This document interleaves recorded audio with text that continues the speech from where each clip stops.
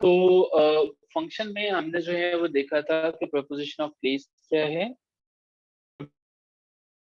इसमें जो है वो प्रपोजिशन जब हम कैसे इस्तेमाल होती है और डायरेक्शन की बात है। फिर हमने एग्जाम्पल जब हमने कहा the swim in the pool, तो ये क्या, यहाँ पे जो स्विम इन द पूल जो है ये हमें क्या बता रहा है, प्लेस के बारे में। फिर हमने टाइम और स्पेस, इन इन चीजों को, प्लेस और डायरेक्शंस को और टाइम को डिस्कस किया था। आई एम श्योर कि मैंने ब्रीफली इसको जो है वो डिस्कस करने की कोशिश की, तो किसी हद तक मैंने आपके क्वेश्चंस को आंसर किया। अगर फिर भी कोई क्वेश्चन बाकी है तो मैं क्लास के एंड पे आपके क्वेश्चन का वेट करूंगा और उसको जो है वो मैं फिर आंसर करने की कोशिश करूंगा। अच्छा चलें, थैंक यू सो मच।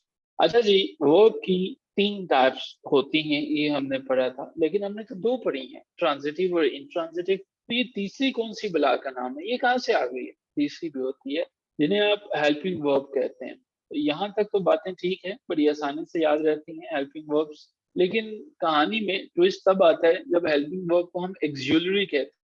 ठीक है, AUXILIARY।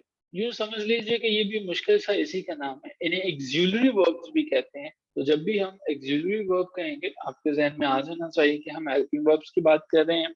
अब ये होते क्या है, ये एक्सिलरी वर्ब या हेल्पिंग वर्ब होते क्या है? देखिए, नाम से जाहिर होता है, हेल्पिंग का मतलब क्या होता है, जो किसी की मदद करता है। आप किचन में खाना बना रहे हैं, आपकी दोस्त आ जाती है, तो ड्राइंग मेरी वैसे भी आपको पता है कि बहुत अच्छी है, तो हम जो है वो ये दोस्त को ड्रा करते हैं, तो ये आ जाती हैं, ये आपकी हेल्प करना शुरू हो जाते हैं। तो दैट मीन्स जो आपकी मदद करता है वो आपका हेल्पिंग हैंड बन गया। अब ये हेल्प करती क्या है, ये एक्सिलरी वर्ब का काम क्या है, ये आपको बताता है।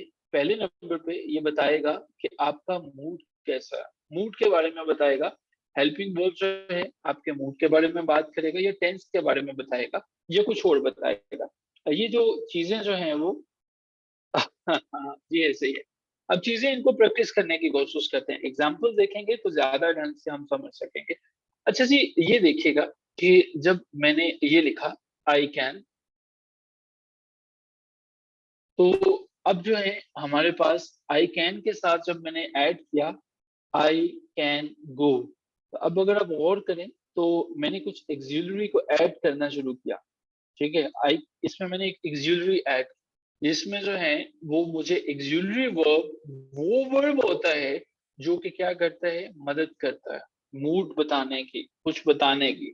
तो एक और देखिएगा, इसमें मुझे बताइएगा कि एक्सिलरी कहाँ पे है, आई एम अ स्टूडेंट। यहाँ पे एक्सिलरी कहाँ पे है, am, yes I am a student.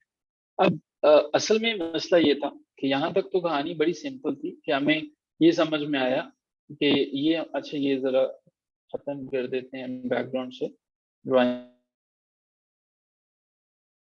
का नए सिरे से जो है वो कर लेते हैं। ओ यस। अच्छा, अभी तक हमने जो समझने की कोशिश की है वो हमने ये समझने की कोशिश की है जो हेल्पिंग वर्ब होते हैं। जिस तरह से हमने ये देखा कि यहाँ पे हमारे पास जो है वो कैन हेल्पिंग वर्ब है, और यहाँ पे हमने ये देखा कि हमारे पास जो है वो एम यहाँ पे हेल्पिंग वर्ब है। ये हमें एक्सिलरीज, हम बड़े सुकून से अपनी बात को समझने की कोशिश कर रहे थे। प्रॉब्लम तब पैदा हुई जब हमें ये समझ में आया कि ये एक्सिलरी की भी दो कैटेगरीज हैं, पहली और दूसरी। अब अब इनको भी समझना पड़ेगा कि ये दो कैटेगरीज कौन कौन सी हैं। पहले तो हमने ये समझ लिया एक्सिलरीज वो हैं जो कि हेल्प आउट करते हैं और इन्हें हम हेल्पिंग वर्ब भी कहते हैं। अब इनकी दोनों कैटेगरीज को समझने की कोशिश करते हैं। पहली कैटेगरी जो है, हेल्पिंग वर्ब जो है वो हमारे पास दो तरह के होते हैं। लाइक जब मैं कहता हूँ एम की बात करता हूँ, इस की बात करता हूँ, आर की बात करता हूँ, वॉज की बात करता हूँ, वर्ड की बात करता हूँ, हेड की बात करता हूँ, हैव की बात करता हूँ, या हैज की बात करता हूँ, ये मेरे पास पहली कैटेगरी है। सिर्फ आपको याद रखने के लिए इसको दो कैटेगरीज के अंदर डिवाइड किया है। दूसरी कैटेगरी में आपके पास जो है वो क्या आते हैं, दूसरी कैटेगरी में आपके पास आ जाते हैं जनाब, डू आ जाता है आपके पास, डज आ जाता है, डिड आ जाता है, विल आ जाता है, वुड आ जाता है, आपके पास जो है वो शुड आ जाता है, कैन आ सकता है, कुड आ सकता है, आपके पास मे आ जाता है, माइट आ जाता है, मस्ट आ जाता है, और वगैरह वगैरह वगैरह ये आ जाता है। सो ये हमारे पास हैं जी एक्सिलरी वर्ब्स, ये वाले होते हैं एक्सिलरी वर्ब। दोनों कैटेगरीज को याद रखने के लिए कैटेगराइज किया है, एक ही तरह के हैं कि हेल्पिंग वर्ब जो होते हैं ये हमारे पास जो है वो अ, हमें हेल्प आउट करते हैं। अब आगे हम चलते हैं, थोड़ा सा मजीद समझने की कोशिश करते हैं कि जब हमने ये बात की कि वर्ब्स हैं, कुछ वर्ब्स ऐसे होते हैं जो स्ट्रॉन्ग वर्ब्स होते हैं, कुछ वर्ब्स ऐसे होते हैं जो वीक वर्ब्स होते हैं। अब ये कहानी भी एक नई कहानी है कि अब वर्ब तो खत्म होने का नाम ही नहीं ले रहा। पहले हमने वर्ब को समझा, फिर हमने ये समझने की कोशिश की कि वर्ब जो है वो स्टेट का नाम है, वर्ब जो है वो एक्शन को जाहिर करता है।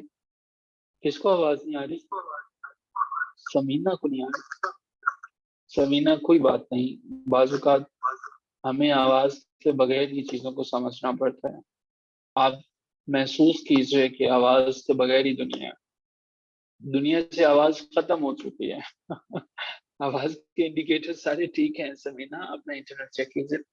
मैं एक रिकैप कर रहा था ताकि आपको आगे लेके चल सकूं। वर्ब क्या था? स्टेट, एक्शन, टाइप क्या थी? Transitive, intransitive, axillary. अब हमने जो है वो, हाँ मरियम आप सही कह रहे हैं, अब हमने जो है, अच्छा मुझे ये बताएं, फिर तो गूंगे बहरे लोगों की दुनिया में, जिंदगी में सुकून है, क्या ख्याल है? आपको क्या लगता है? अच्छा ये जो गूंगे लोग होते हैं, क्या ये बोल सकते हैं? आसान सा क्वेश्चन, क्या गूंगे लोग बोल सकते हैं? कितना सिंपल सा क्वेश्चन। क्या गूंगे बोल सकते हैं? आवाज नहीं आ रही। जिंदगी हो तो शोर तो होता ही है। अक्सर तबस्सुम अपनी ऑडियो को ज्वाइन करें, अपनी ऑडियो को ज्वाइन करें। अच्छा जी, गूंगे लोग बोल सकते हैं, सुन नहीं सकते हैं। वो सुन नहीं सकते हैं इसलिए बोलते नहीं है क्योंकि उन्हें पता नहीं है कि कोई आवाज भी होती है। वो बोल सकते हैं, ठीक है, दे कैन स्पीक, ठीक है। हमने देखा ही नहीं कभी बोलते हैं इनको, हम कैसे कहते हैं पत्थर के सनम झूठे हैं। और आपने कभी उनको देखा ही नहीं तो आपने कह दिया कि ये झूठे हैं, ये बोल ही नहीं सकते हैं। स्ट्रेंज। हाँ कब्रिस्तान में होती है सीरत, आप खतरनाक बातें कर रहे हैं। आप अच्छी खासी जो है वो क्लास को कब्रिस्तान में पहुंचा रहे हैं। आप बाज आ जाए, रात के 9 बज रहे हैं और आप कब्रिस्तान की बातें कर रहे हैं। आप चाहते हैं कि हम सब जो हैं वो डर जाएं, क्लास खत्म कर दें। हम आपके मजमूम इरादों को कामयाब नहीं होने देंगे, और हम स्ट्रॉन्ग वर्ब्स की तरह स्ट्रॉन्ग होंगे, और हम आपके इरादों को वीक करेंगे। अच्छा जी, स्ट्रॉन्ग वर्ब्स को समझने की कोशिश करते हैं। Coming back to the topic, verbs को हमने दो क्लासेस के अंदर डिवाइड कर दिया।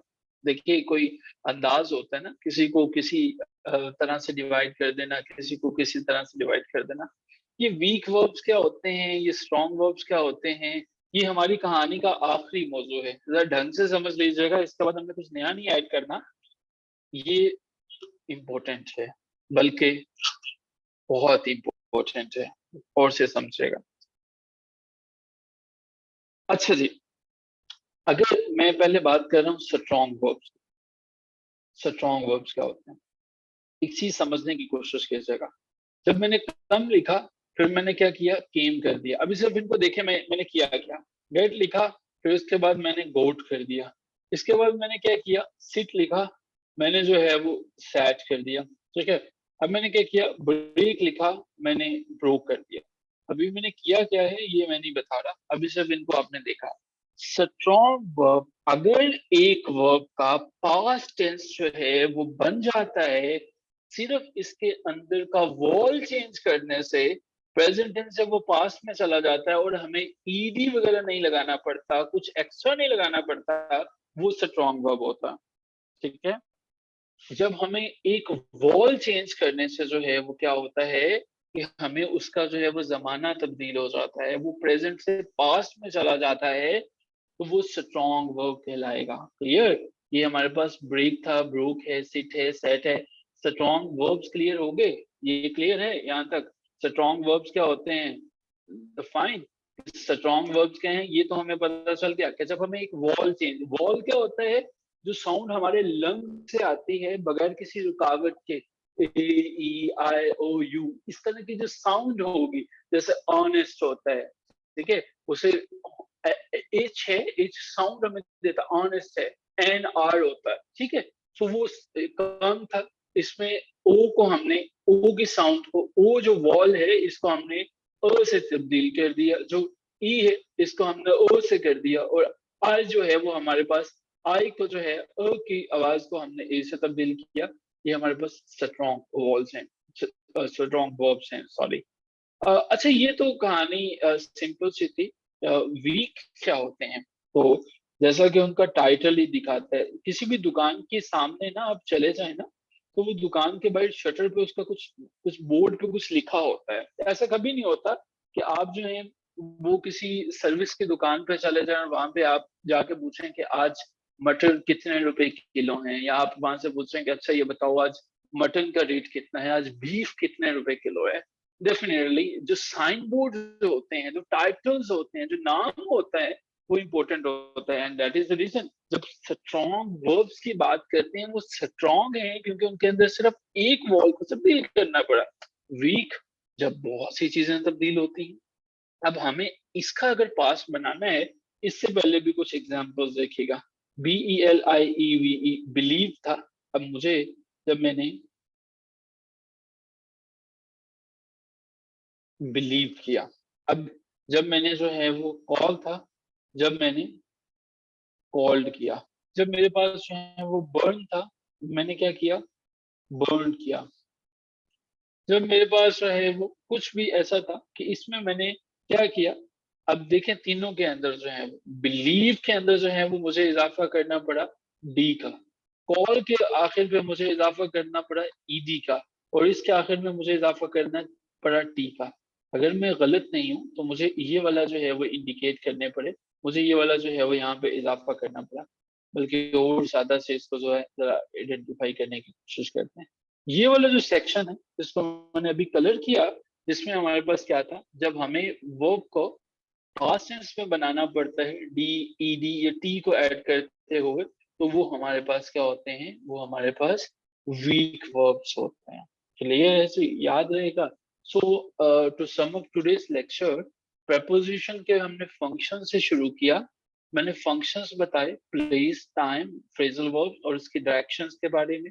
हमने कुछ एक्टिविटीज की और मैंने आपके साथ बहुत इंपॉर्टेंट प्रपोजिशन के नोट्स शेयर करने हैं। उर्दू उनके साथ तर्जुमा भी होगा ताकि वो याद हो सके। अब वो याद करेंगे, प्लस मुझे उसके साथ जब आपको याद हो जाएंगे, कल की क्लास के बाद मैं आपके साथ उसकी एक्सरसाइजेस शेयर करूंगा, जो आप अटेम्प्ट करेंगे और अटेम्प्ट करके जो है वो उनको चेक करेंगे और सेल्फ अपने आप को इवेल्युएट करने की कोशिश करेंगे। फिर हम वर्ब्स पे आए, वर्ब्स की डिफरेंट टाइप्स को समझा हमने, वर्ब को, स्टेज को, ट्रांजिटिव, इंट्रांजिटिव, एक्सिलरी, इनको समझा। फिर हमने स्ट्रॉन्ग और वीक वर्ब को समझा। अब कल हम क्या करेंगे, कल हम मूड्स ऑफ द वर्ब पे बात करेंगे, टेंसेस पे बात करेंगे, और आखिरी हमारा जो क्वेश्चन है, आखिरी तीन चीजें हमने करनी है। पंचुएशन को करना है, एक्टिव वॉइस को करना है, पैसिव वॉइस को करना है, सेंटेंसेस को करना है, सिंपल सेंटेंसेस, कॉम्प्लेक्स सेंटेंसेस, और ये सेंटेंसेस क्या होते हैं। And then we will definitely complete all this things. Sir WhatsApp में शेयर कीजिएगा। वीक तो याद करना आसान होता है, PIT B, ये वीक है। सीरत, वैसे तो मैं उर्दू पढ़ लेता हूँ, लेकिन ये मैसेज पढ़ने के बाद मैं अपने इस बयान से वापस हटता हूँ कि हाँ, फिर भी वैसे मैं समझ रहा था कि शायद ये सलाहियत अब खत्म हो गई है कि उर्दू जो है वो अब नहीं आती है। अच्छा, अब हम लास्ट सेक्शन की तरफ मूव करेंगे। हमारा लास्ट सेक्शन आज का हमारा क्विज है 24 नवंबर की। वो जो फाइल मैंने आपके ग्रुप में शेयर की हुई है और वो आपने यकीन याद किए होंगे। सो हमारे पास MCQs होते हैं कुछ पाकिस्तान स्टडीज के हवाले से, प्लस डेली बेसिस पे ना आपके साथ एक वर्ड शेयर किया जाता है, तो उससे कोशिश कीजिएगा कि वो वर्ड तैयार कर लिया करें। ठीक है, बड़ा आसान सा होता है। उसके साथ वो हमारे MOCC के पेज के ऊपर भी अवेलेबल होता है। अगर वैसे तो आपके ग्रुप में अपलोड कर देते हैं तो उसे देखा जा सकता है। अच्छा जी, कितने लोग ऐसे हैं जिन्होंने टेस्ट किया हुआ? प्रोसीड फर्दर करें टेस्ट के, if you have prepared your test. Okay, अच्छा बताइएगा कि फर्स्ट चीफ मिनिस्टर कौन थे KPK के? फर्स्ट चीफ मिनिस्टर कौन थे KPK के? ये जो फाइल हमने आपके साथ शेयर की हुई थी, KPK के फर्स्ट चीफ मिनिस्टर कौन थे? खान अब्दुल कयूम खान। इनकी निशानी ये है कि पहले भी खान है, आखिर में भी खान है। और अब्दुल कदीर थे ना, ये उनके नाम के साथ अब्दुल कयूम खान मिलता जुलता है। ठीक है। सो हमारे पास जो है केपीके का एरिया कितना है? जो केपीके का एरिया कितना है? केपीके का एरिया कितना है? Very simple.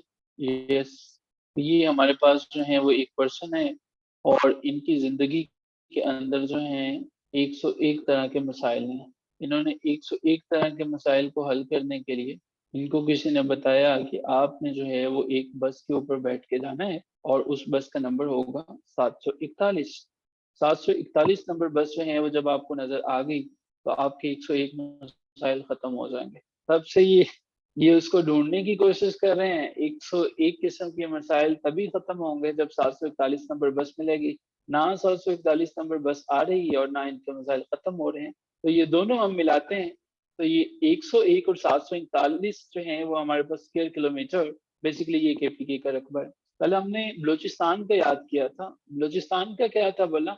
जो, अगर आपको याद हो, 347 था, और उनको एक रिचार्ज करवाना था शायद। याद है किसी को? 0347। ओके, 10 पेज 190 का था वो। ठीक है। तो ये हमें हो गया। तो दूसरे नंबर पे केपीके का हमें पता चल गया कि ये 101 जो है वो इनकी जिंदगी में मिसाइल हैं। इनको बस तलाश है कि इनको 741 नंबर वाली गाड़ी मिल जाए, जिसकी ये वाला नंबर था। क्योंकि उससे बैठ के इन्होंने एक ऐसी जगह पर जाना जहाँ पे मिसाइल हल हो जाए, ये गाड़ी चेंज नहीं कर सकते हैं। तो अब इनका शुक्रिया कि हमें समझ में आ गया, अब हम इनसे इजाजत लेते हैं। अच्छा जी, अब आगे चलते हैं। मुझे बताइएगा कि खैबर जो है, लॉर्ड्स ऑफ द खैबर, ये किताब थी, किसने लिखी थी?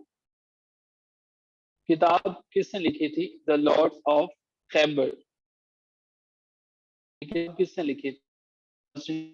सिंगर ने लिखे थे। 10 पेज। अच्छा, मुझे ये बताइएगा कि पेशावर नाम का मतलब क्या है? बहुत आसान सवाल है, लेकिन फिर भी आ जाता है।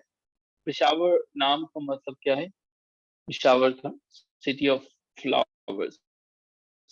ठीक है। पेशावर के अंदर जो है 1965 की इंडिया पाकिस्तान वॉर को एक जो यादगार बनाया गया था, कोमेमोरेट करने के लिए, उस स्क्वायर का नाम क्या है? उस चौक का नाम क्या है? बड़ा फेमस है, क्योंकि वो 1965 की मेमोरी के अंदर जो है वो बनाया गया था। मुझे बताइएगा। दस फाइन। तरबेला डैम जो है वो कहाँ पे है? Tarbela dam. Tarbela dam.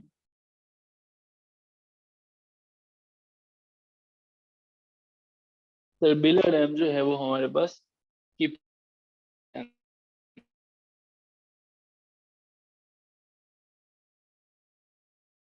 KPK के अंदर हमारे पास जो है वो तरबेला डैम। अच्छा जी, मुझे बताइएगा कि एरिया ऑफ सिंध क्या है? सिंध का एरिया कितना है? सिंध का एरिया कितना है? 1, 941, 914। सिंध के एरिया को समझने की कोशिश कर लेते हैं। एक एग्जाम्पल बनाने की कोशिश करते हैं कि हमारे पास जो है एक सोसाइटी है, एक हाउसिंग सोसाइटी है। इस हाउसिंग सोसाइटी ने अपने रूल्स बनाए हुए हैं। यहाँ पे हमारे पास जो है ये इनका मेन रोड है। सामने जो है वो सामने की तरफ भी प्लॉट्स इनके खाली हैं, और इनके कुछ बैक की तरफ भी जो है वो प्लॉट खाली हैं। तो हमारे पास जो आजकल सोसाइटीज में रहने का रुझान बढ़ता चला जा रहा है, इसी चीज से सोसाइटी के अंदर जाने के लिए एक पर्सन जो हमारे पास पहले पर्सन थे, ये उनसे मिलते जुलते आपको लगेंगे, लेकिन ऐसा है नहीं। तो इन्होंने सोचा कि ये बड़े परेशान हैं, और परेशानी में इन्होंने फैसला किया कि अब इनको जो है वो किसी सोसाइटी में जाना है। जब इन्होंने सोसाइटी के अंदर जाके रेट पता करने की कोशिश की, तो ये काफी परेशान हुए। उन्होंने जब बताया कि टॉप के ऊपर जो है वो आपको है 914, 914, और एंड पे आपके पास है जी 140। तो आपने हमेशा ये याद रखना है कि सिंध के जो एरिया है वो एंड से शुरू होगा और टॉप पे आएगा 140 और 914। ठीक है। 140, 914, कोई भी कहानी रिलेट कर सकते हैं। to memorize all the things. So जी अब हमारे पास आखिरी क्वेश्चन है and then we are going to okay we are done with the time. Okay. अच्छा जी participants, that's all for today. आपने कल लिए जो आपकी असाइनमेंट है वो आपके पास ऑलरेडी शेयर्ड है, फाइल आपके पास है, उनको जो है वो दोबारा देख लीजिएगा। इन केस कोई इसको जो है वो स्क्रीनशॉट लेना चाहे तो वो ले सकता है। ये हमारे पास दूसरी स्क्रीन है, ये हमारे पास पहली स्क्रीन है।